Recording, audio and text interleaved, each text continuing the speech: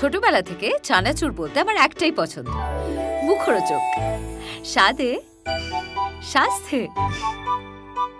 ভালো খান, সুস্থ থাকুন।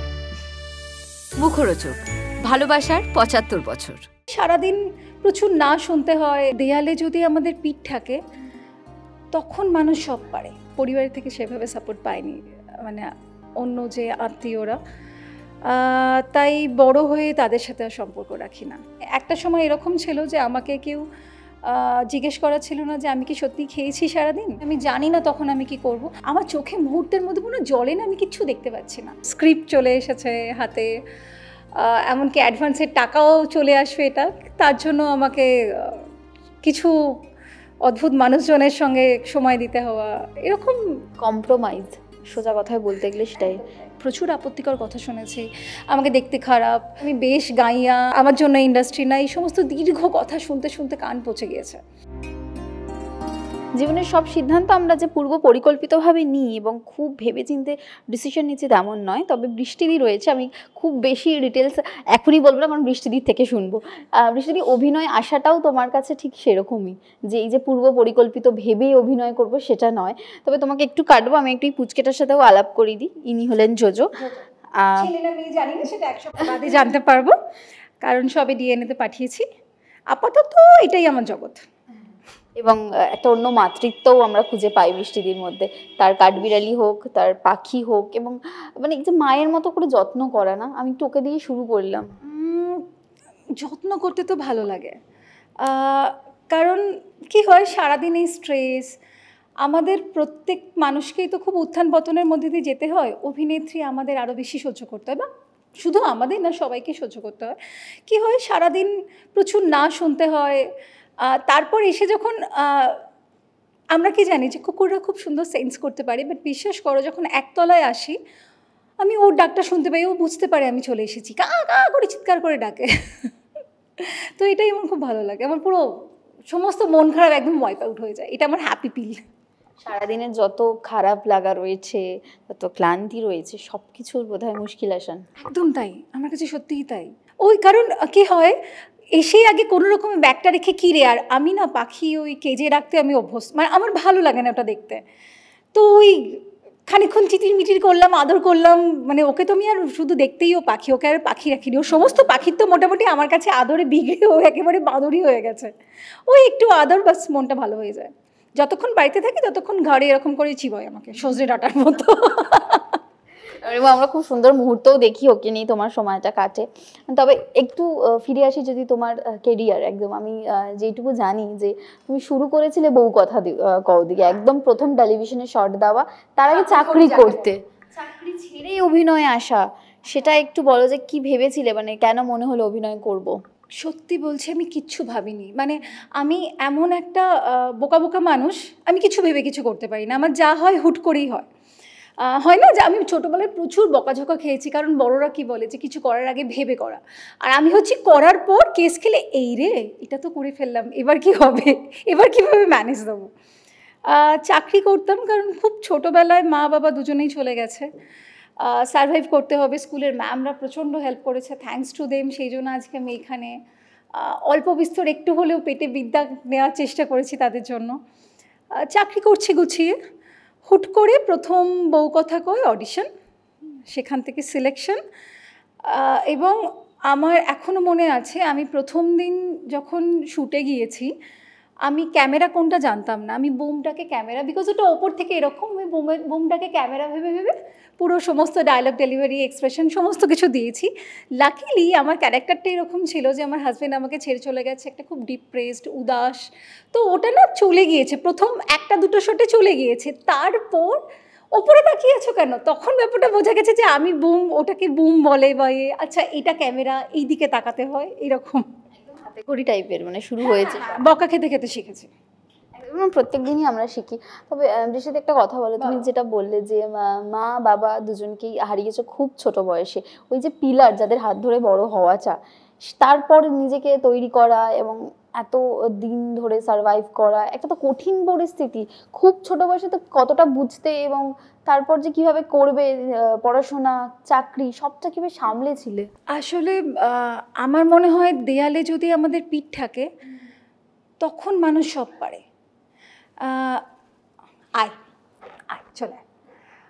কারণ মানে আজকে হয়তো যদি মা থাকতো অবশ্যই খুব খুশি হতো, আমি হয়তো তাহলে আমি অভিনয় তখন করতাম কি না জানি না, বা আমি এই সুযোগগুলো পেতাম কি না, কিন্তু কিছু করার ছিল না। আর চাকরি না করলে খেতে পারবো না।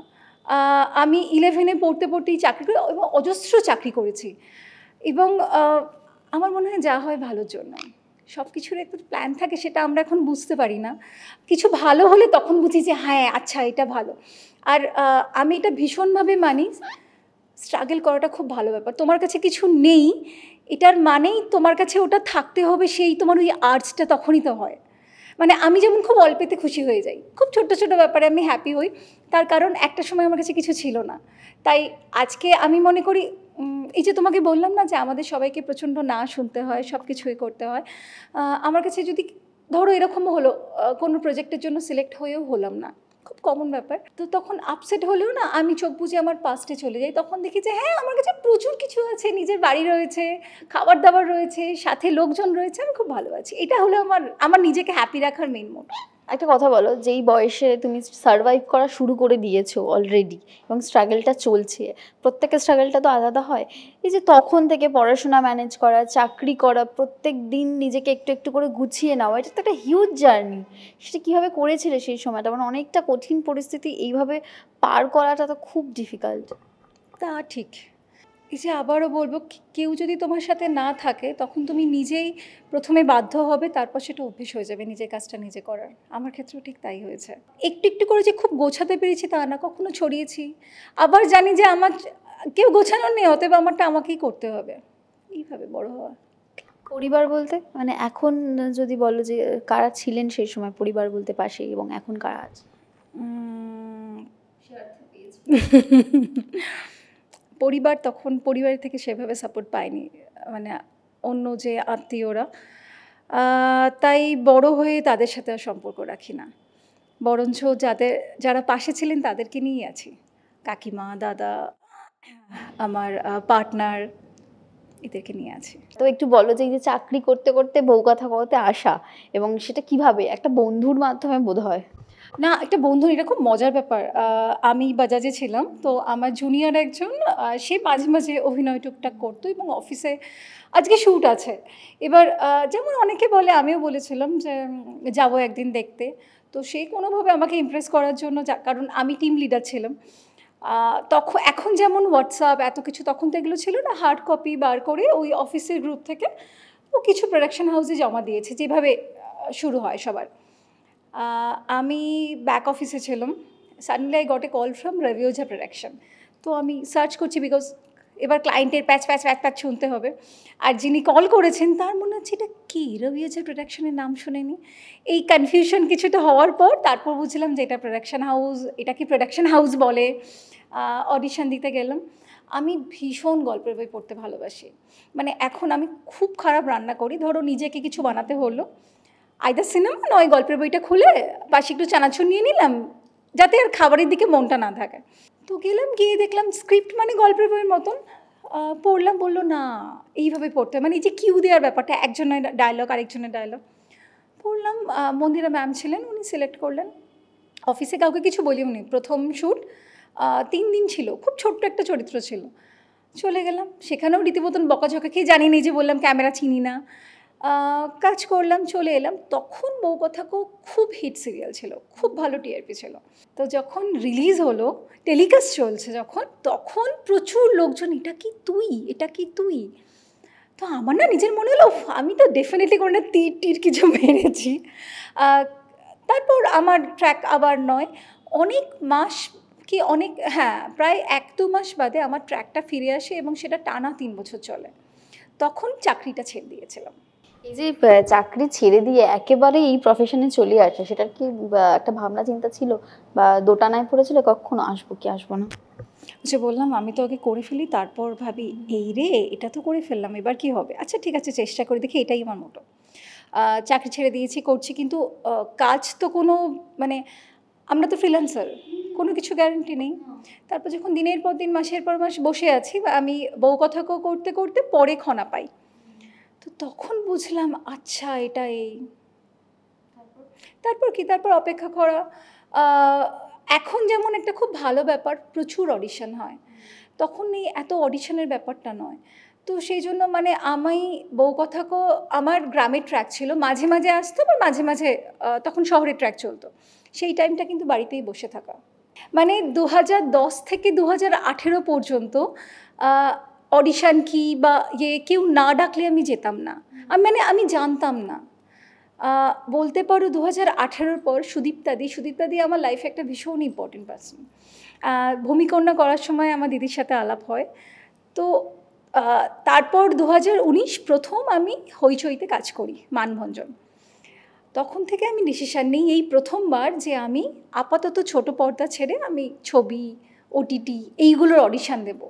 এখনও পর্যন্ত সেটা কষ্ট করে হলেও করছি, কারণ একটা মেগা সিরিয়াল করা মানে ফিনান্সিয়ালি অনেকটা স্টেবল, যেটা ছবির ক্ষেত্রে হয় না। ছবিতে অনেক বেশি ধৈর্য ধরতে হয়, অনেক বেশি ইনসিকিউরিটি, কিন্তু তাও এখন যদি না খাটি আর কবে খাটবো, ঠিক আছে কোনো ব্যাপার না। 2010 থেকে 2018 এই 8 বছর যে টানা কাজ করেছো এমন নয়, মাঝে মাঝে কাজ করেছো, আবার 10 মাস বসে, সেই সময়টা কি করতে, মানে সার্ভাইভ করার তো একটা ব্যাপার থাকতো।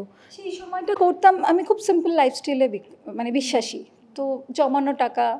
আর আমার ভীষণ পছন্দের একটা কাজ হলো গাছ। আমি গার্ডেন ডিজাইন করতাম, গাছপালা আমার কাছে ভীষণ একটা খুব পিসফুল জায়গা। একটা গাছ নিয়ে বসে গেলাম। আগে আগে এখন যেমন 14 ঘন্টা, আগে কি হতো আমরা শুটিংয়ের টাইমটা জানতাম, কল টাইম জানতাম, কখন ফিরবো সেটা জানতাম না। এরকম হয়েছে রাত 1টায় সুবর্ণলতা থেকে ফিরেছি শ্যুট করে, পরের দিন আবার সকাল 6টায়। আমি ওই রাত্রিবেলায় এসে সব গাছে, আমার খুব অর্কিডের শখ, বাড়িতে প্রচুর অর্কিডও আছে, তো সেগুলোই গাছে জল টল দিচ্ছি, এটা করছি। এখন অনেকটা বেটার, তাও এখন আমরা জানি যে ঠিক আছে 14 ঘন্টা এই টাইমের পর বাড়ি ফিরবো। তো এই যে আমি একটু বলো যে এই যে গাছ করতে সময় কাটতো এবং আবার পরের দিন শর্ট দেওয়া, তবে কখনো এই যে ছোট থেকেই খুব একা বড় হওয়া, তো তোমার মানে যেটুকু বুঝলাম আমি তোমার সঙ্গে এই কথা বলে, এই একাকিত্বটা কখনো বোধহয় তোমাকে মানে খুব যে আঁকড়ে ধরেছে সেটাও নয়, কাজ কাজ করেই সময় কাটিয়েছো। না, আমি কিন্তু বেশ একাকিত্বে ভুগেছি। মানে আমি ছোটোবেলাতেও যখন স্কুলে যেতাম, রবিবার হলে সবাই খুশি হতো, আমার রবিবার হলে মন খারাপ হতো। কারণ স্কুল মানে বন্ধু বান্ধব চিকিমিকি, আমি বেশিক্ষণ শান্তশিষ্ট হয়ে থাকতে পারি না। মানে শান্তশিষ্ট হয়ে থাকা মানে আমার বোর লাগে। তো কাজের মধ্যে থাকা মানে আমার কাছে খুব ভালো, সেটা শুধু আমার না, আমার মনে হয় সবার কাছেই খুব ভালো। কাজ না থাকা ব্যাপারটা 1-2 দিন ঠিক আছে, তারপর মন খারাপ লাগতে আরম্ভ করে, তখন মনে হয় কী করি। এখন যেমন জানি নিজে কী করে ব্যস্ত রাখতে হয়, সিনেমা রয়েছে, পড়াশোনা রয়েছে, এইসব। এই যে রবিবার হলে তুমি যাদের মিস করো, তুমি বলছিলে যে তোমার বড় হওয়ার পেছনে তোমার স্কুলের ম্যামেদের একটা বিরাট জায়গা রয়েছে, তো সেই জায়গাটা একটুখানি বলো যে যখন একদম পড়াশোনা চালাচ্ছ প্লাস চাকরি করছো, তাদের প্রাইভেট টিউটর যারা ছিলেন, মা চলে যাওয়ার পর তারা কেউ ফিজ নিতেন না, বন্ধুরা হেল্প করতো নোটসে, স্কুলের কোনো ফিজ লাগতো না, ইভেন সেটা কলেজেও হয়েছিল। কলেজে যখন জানতে পেরেছিল, কলেজেও আমার ফিজ লাগেনি, তো এটা তো অনেক বড় সাপোর্ট। জীবনটাকে খুব কাছ থেকে দেখেছো, মানে জীবনের মূল্যবোধ, দর্শন, তুমি অনেকটা পরিণতও হয়েছো বোধহয় সবটা দেখে দেখে। পরিণত হয়েছে কিনা তো জানি না, কারণ এখনও তো প্রচুর ভুল করি, বকাঝোকা খাই। তবে হ্যাঁ, আমি বেশ কিছু চাপের দিকগুলো দেখেছি। মানে একটা সময় এরকম ছিল যে আমাকে কেউ জিজ্ঞেস করা ছিল না যে আমি কি সত্যি খেয়েছি সারাদিন, এবং সেটা আমি কাউকে বুঝতেও দিতাম না। তো সেই জায়গা থেকে এখন আমি জানি আমার কাছে প্রচুর খাওয়ার অপশান রয়েছে, তো আমি এই ব্যাপারটাকে এনজয় করি যে একটা সময় কিছু ছিল না, আমি একদম সত্যি জিরো থেকে শুরু করেছিলাম। দেওয়ালে পিঠ থেকে গেলে মানুষ সব কিছু করতে পারে, তুমি যেটা বললে, তবে পায়ের তলার মাটিটাও তো শক্ত করতে হয়েছে, নিজেকেই করতে হয়েছে। তার জন্য সেই চেষ্টাটা আমি করেছি, এখনও করে যাচ্ছি। একটু বলো যে এই যে জার্নিটাতে অনেকটা চড়াই উতরাই ছিল, তো সেগুলো সামলাতে কিভাবে, একা একটা মানুষ, মানে কলকাতা শহর থেকে বেশ কিছুটা দূরেই তুমি থাকতে, বারুইপুর, এবং সেখান থেকে কলকাতায় আসা, যোগাযোগ? আমি জানি না, এটা শুনলে তুমি হাসবেই হয়তো। আমি না ভীষণভাবে বিশ্বাস করি আমার মা আমার সাথে আছে, এবং এটা বহুবার হয়েছে। একদম যখন ধরো কোনো একটা সিচুয়েশনে পড়েছি, আমি জানি না তখন আমি কি করব, কোনো না কোনো জায়গা থেকে না একটা আশার আলো পেয়েছি। আমার মাধ্যমিক যখন শেষ হয়, উচ্চ মাধ্যমিকে স্কুল থেকে তো হলো, উচ্চ মাধ্যমিকের পর আমি জানতামও না যে আমি কলেজে পড়তে পারবো, because there is no one to guide me. আমি জানি না এবার কী করবো, এই আন্টিদেরও আর পাবো না। তখন অদ্ভুতভাবে আন্টিরাই যোগাযোগ করিয়ে দেয় একজনের সাথে। আমি ভেবেছিলাম আমি ফিজিওথেরাপিতে ভর্তি হবো যাতে সারভাইভ করা যায় এটা। তো তিনি হেল্প করলেন, আমি কলেজে ভর্তি হলাম। তারপরে আবার একটা চাকরি পেয়ে গেলাম, তারপর আর তার থেকে আমার কোনো হেল্প নিতে হয়নি। তো এইরকম না, যখন আমি বিপদে পড়েছি কোনো না কোনো একটা জায়গা থেকে আমি এত স্ট্রেঞ্জার মানুষদের থেকে হেল্প পেয়েছি, এটাই আমার কাছে ব্লেসিং। তো এই যে তুমি বলছো না চড়াই উতরাই সব গিয়েছে, কেউ না কেউ আমাকে হেল্প করেছে। মায়ের মানে মা তোমাকে বড় করার যে জার্নিটা তুমি দেখেছো, সেটাও বোধহয় তোমার জীবনের একটা মানে বড় শিক্ষার জায়গা, যে মাকে দেখেছো মা কিভাবে তোমাকে স্ট্রাগল করেছে, তোমায় বড় করেছে। মায়ের থেকে বোধহয় অনেক কিছু নিজের কাছে রেখে দিয়েছো। গোটা মাকেই যেন আমি একটা জায়গায় গুছিয়ে রেখে দিয়েছি আমার একটা ঠিক সিক্রেট ফোল্ডারের মধ্যে। অনেক ছোট থেকে বাবা নিই আমি যখন 4 মাস।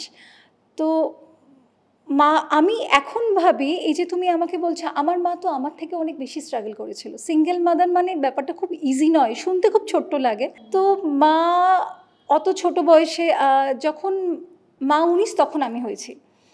তো সেই থেকে বড় করা, আমার মা স্কুল টিচার ছিল, একা হাতে সব কিছু সামলাতো। তো হয় না যে আমরা ছোটরা যেভাবে যখন বড় হয়েছি সেই ব্যাপারটা আমাদের ভেতরে ওই রুটসটা থেকে যায়। তো ওই বোধটা আছে আমার মধ্যে। মাই বোধহয় ওটা তোমাকে দিয়ে গেছেন, যে তিনি যেভাবে সারভাইভ করেছে। তো একটু বলো, মা নিয়ে কথা বলছিলাম, পুরাতন আরও আবেগপ্রবণ করে দিয়েছে তোমায়। সত্যি তাই। পুরাতন আমি তো অবশ্যই নতুন, এবং এখনও পর্যন্ত আমার কাজের মধ্যে আমি বলবো এটা আমার এখনও পর্যন্ত শ্রেষ্ঠ প্রাপ্য। পুরাতন সত্যি মানে আমি খুব ব্লেসড যে আমি এখানটাতে কাজ করার সুযোগ পেয়েছি, বা এই যে অডিশন থেকে শুরু হয়েছে আমার এখনও পুরাতন মনে হলে না ঠিক যেন ছোটো ছোটো ছোটো ছোটো ক্লিপস মাথার মধ্যে একদম পুরো গোলভাবে ঘোরে। সর্বরদী, যিনি আমাদের কস্টিউম করেছিলেন, উনি আমার কথা বলেছিলেন। তো ওনার রেফারেন্সেই আমাকে বাপ্তানদা কল করে অডিশান দেওয়া। তখন আমি জানতাম না যে আমার অপোজিটে কারা কারা আছে, মানে কাদের সাথে আমি স্ক্রিন শেয়ার করবো। তারপর যখন জেনেছিলাম, ভয়, একটা ভালো লাগা, সব কিছু মিলিয়ে মিশে একটা অদ্ভুত অনুভূতি। এবং শ্যুটে আমি না তখনও মনে মনে ভাবছি যে আচ্ছা, আমার উল্টো দিকে শর্মিলা ট্যাগর, মানে শর্মিলা ট্যাগর। বাট উনি ওই একটা কথা আছে না যে তোমার ভেতরটা যদি ভর্তি থাকে তার একটা অদ্ভুত প্রশান্তি থাকে। মানে উনি এত সহজভাবে আমার সাথে কথা বলছিলেন, আমি যেমন তোমার সাথে খুব সহজভাবে কথা বলছি, উনি ঠিক এরকম অদ্ভুত মাটির মানুষ। মানে যখন প্রথম দিন আলাপ থেকে পুরো টানা এন্টায়ার শ্যুট, এবং তুমি দেখেছো কিনা আমি জানি না, মামিতে যখন সিলেক্ট হয় আমাদের ছবি পুরাতন, এই আমার প্রথম মুম্বাই যাওয়া। তো মুম্বাই ট্রাফিক সম্পর্কে কোনো আইডিয়া ছিল না, আমি লেট হয়ে গিয়েছিলাম, খুব মন খারাপ। তাও আমি ওখানে বসে ভাবছি ঠিক আছে চলো, তো মন খারাপ করার কিছু নেই, ভেবে নি না, নিজের সিনেমা দেখতে এসেছি। ছবি শেষ হয়ে যখন সুমনদা যখন আমার কথা বলে, আমি তোমাকে বলছিলাম আমার গায়ে এখনও কাটা দিচ্ছে, যখন আমার নাম ডাকে, বিশ্বাস করো স্বর্ণালী, মুহূর্তের মধ্যে এত অডিয়েন্স, কেউ ক্ল্যাপ করছে, কেউ সিটি দিচ্ছে, এবং আমার না মনে হচ্ছে আমি আমার স্কুল লাইফে চলে গেছি। বিকজ এদের তো আমি কাউকে চিনি না, একটা অচেনা নতুন শহর। তো শাড়ি টাড়ি পরে আমি বেশ খুব আস্তে আস্তে দেখে দেখে পা ফেলছি, যদি না ধুম করে উল্টে যায়। আমার চোখে মুহূর্তের মধ্যে কোনো জলে না, আমি কিচ্ছু দেখতে পাচ্ছি না। আমি যখন গিয়েছি আমার শুধু কানে একটা রিনে গলা এলো, বৃষ্টি, আই নিড এ হাগ। আমি বুঝতে পারলাম উনি আমাকে ডাকছেন। চরিত্রে আমি ওনাকে ঠাম্মি ঠাম্মি বলে ডাকা, উনি যেন আমার কাছে ঠাম্মিই হয়ে আছেন। মানে আমি মুহূর্তের মধ্যে কি ক্যামেরা, কোথায় এসেছি, এটা মামি, সব ভুলে গিয়ে আমি ওনাকে জড়িয়ে ধরেছিলাম। তো মানে হয় না যে সামনের মানুষটা থেকে তুমি কি ভাইবটা পাচ্ছ সেটা ভীষণ ম্যাটার করে তার কাছে যাওয়ার। ওনার ভাইবটাই এত সুন্দর। শুধু উনি না, ঋতুপর্ণাদি, ইন্দ্রনীলদা, আমি যে জুনিয়র এটা আমি কোনো দিন ফিল করিনি। ওনারা এত সুন্দরভাবে আমাকে আপন করে নিয়েছেন, প্রত্যেকটা সিনের আগে কথা, এতটুকু অসুবিধা হয়নি কাজ করতে। ভালো রেসপন্স পুরাতনের। আমরা ভীষণ খুশি যে দর্শকের এত ভালো লাগছে। তবে এটা তো একটা পরম পাওয়ার মতো কেরিয়ারে।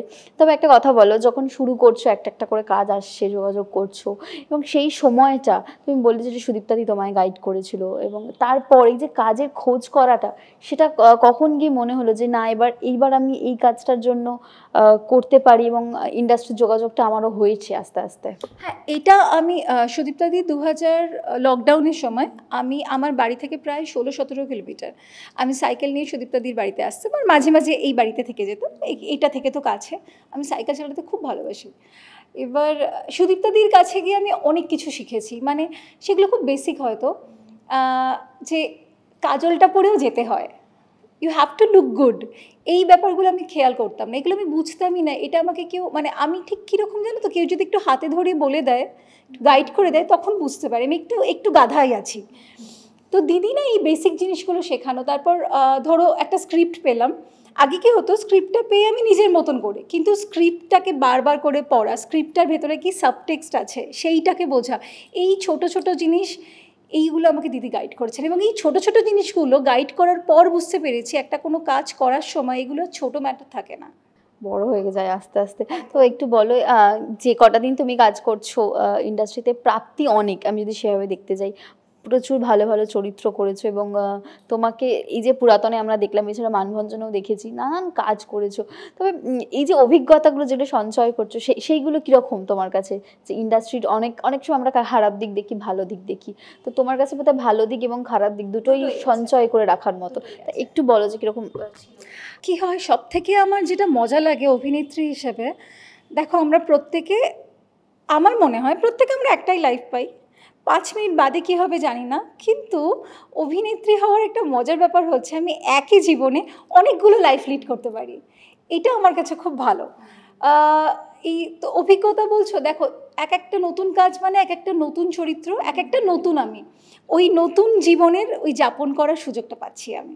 এইগুলোই, এরকম অজস্র টুকরো টুকরো ঘটনা রয়েছে। পুরাতন তো অবভিয়াসলি ভালো। আরেকটা আমার খুব পছন্দের কাজ হচ্ছে পিলকুঞ্জ। আমি খুব লাকি যে প্রত্যেকটা যে যে চরিত্রগুলো আজ অবধি পেয়েছি প্রত্যেকটা আলাদা।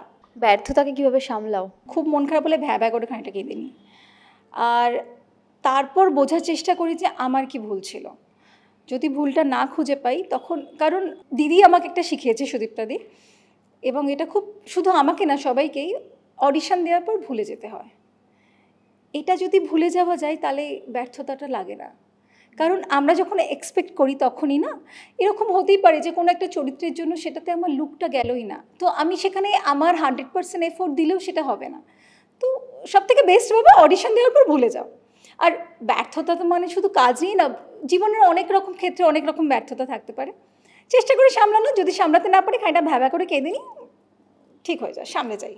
জীবনটাকে খুব সহজভাবে ডিল করো, হ্যাঁ, যেটা তোমার ক্ষেত্রে আমার মনে হলো, তাই না? একদম, কঠিন যত ভাববো ততই অঙ্কের মতন হয়ে যাবে, অঙ্কেতে আমার চরম ভয়। অতএব যা হচ্ছে দেখে নিই, যেটা হবে মেনে নিতে হবে, ঠিক আছে, এটাই তো হলো মেন মোটো। বোধহয় একেবারে মানে ছোট থেকেই শেখা যে মেনে নিচ্ছি, ঠিক আছে, পরে দেখবো, যা হবে দেখা যাবে। চেষ্টা তো করি, চেষ্টা করতে তো কোনো আপত্তি নেই, চেষ্টা তো করি, তারপর হলো হলো, না হলো না হলো, না হলে আবার অন্য কিছু চেষ্টা করবো। যখন রিজেকশন এসছে নিশ্চয়ই গোটা জীবনে, তো এমন একটা রিজেকশন বলো যেটা মানে খুব খারাপ লেগেছিল, আবার ওই যেটা তুমি বলো যে চেষ্টা করে যাব, শক্ত হয়ে আবার পরের কাজের ক্ষেত্রেই বলি তাহলে, অরুণ রায়, অরুণদা আর আমাদের মাঝখানে নেই, চোলাই বলে একটা অরুণদার ছবি ছিল, এবার চোলাইয়ের জন্য প্রথমে আমি সিলেক্ট হয়েছিলাম।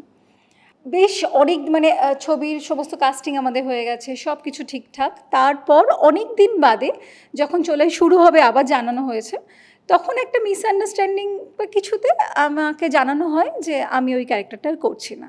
এইটা পার্টিকুলারলি এটা আমার ভুলতে অনেকটা দিন টাইম লাগে, কারণ যেদিনকে ফাইনাল স্ক্রিপ্ট রিডিং ছিল সেদিনকে আমি আমার একটা ছোট ভুলের জন্য আমি পৌঁছাতে পারিনি, তো তারপরেই আমাকে জানানো হয়, এবং আমাকে ওই কজটা এটা দেখানো হয়েছিল যে তুমি সেদিনকে স্ক্রিপ্ট রিডিংয়ে আসোনি, তাই জন্য তোমাকে বাদ দেওয়া হলো।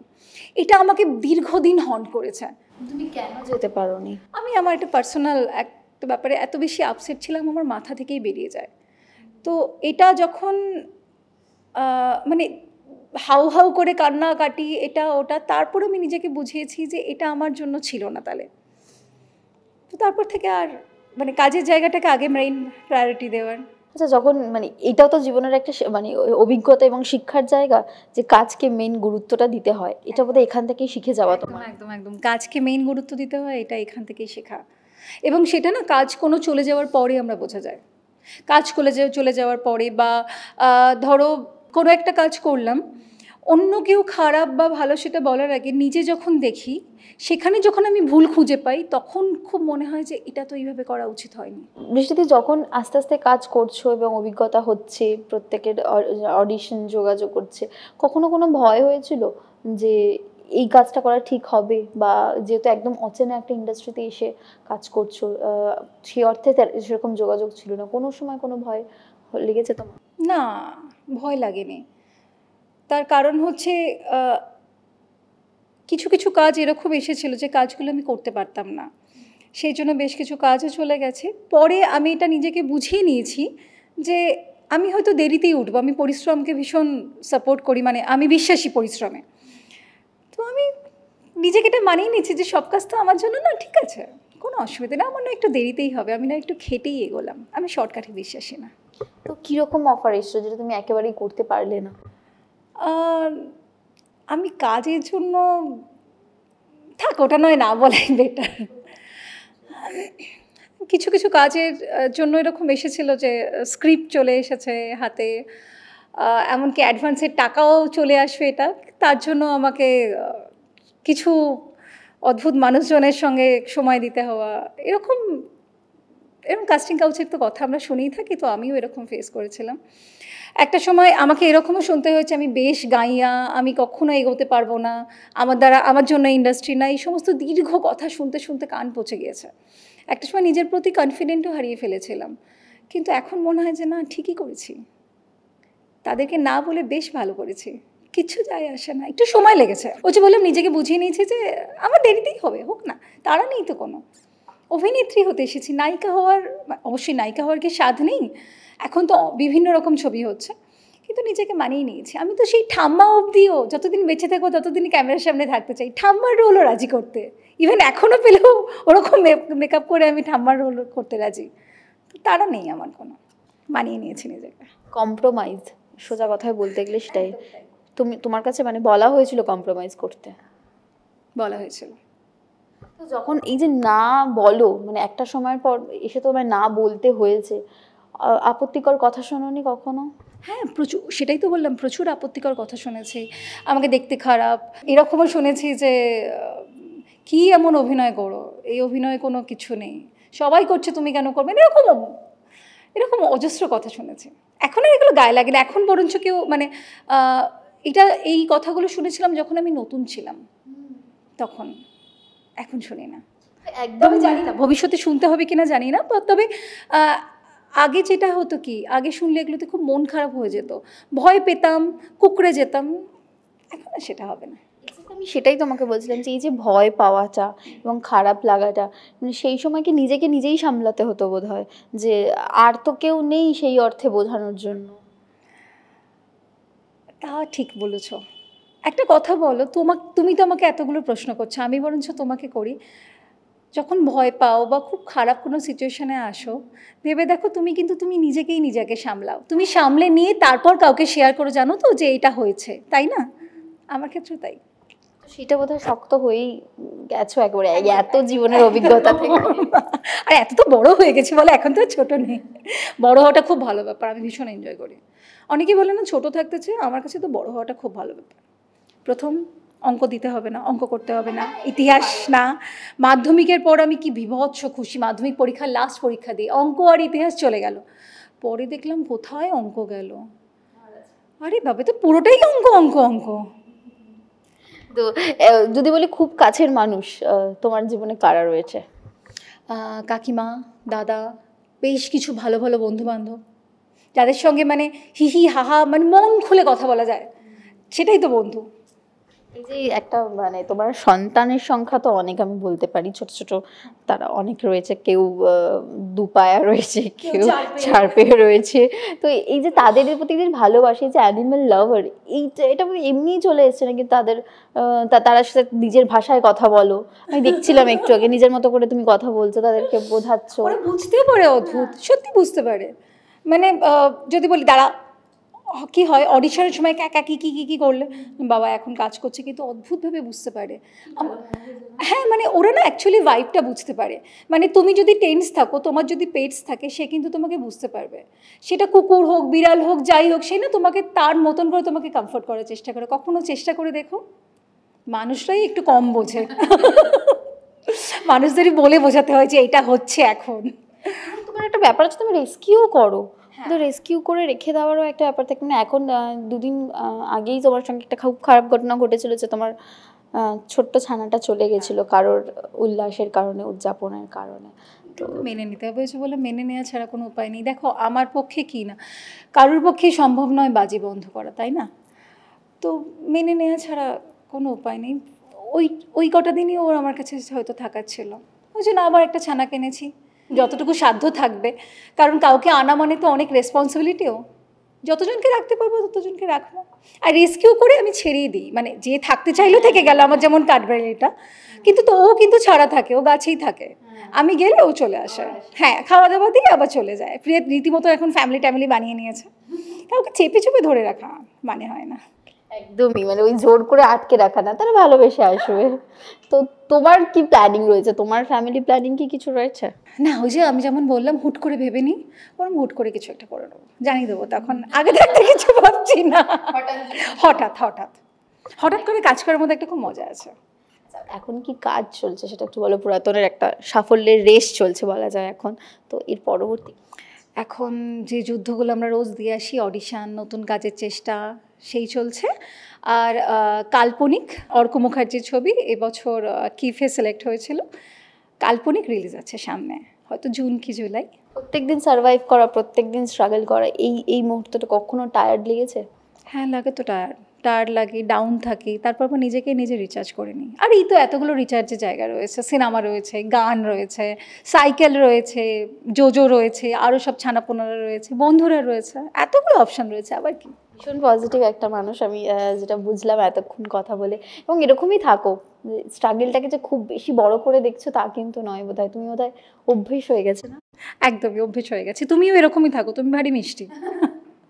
আমিও সেটাই দেখছিলাম, যে এত পজিটিভ তুমি, এবং খুব ভালো থাকো, তোমার ছানাদের নিয়ে ভালো থাকো।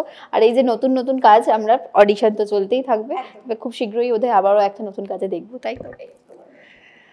সবাই খুব ভালো থাকুন, সুস্থ থাকুন, নিজেকে ভালো রাখুন। আমার মনে হয় নিজেকে ভালো রাখার চেষ্টাটা নিজে একটু করলেই হয়, অন্য কারোর ওপর, হ্যাঁ ফ্যামিলি বা নিজের কাছের মানুষের ওপর ডিপেন্ড হওয়াই যায়, তাও আমি বলবো নিজের ওপর নিজে ডিপেন্ড হোক, নিজেকে নিজের ভালো রাখুন।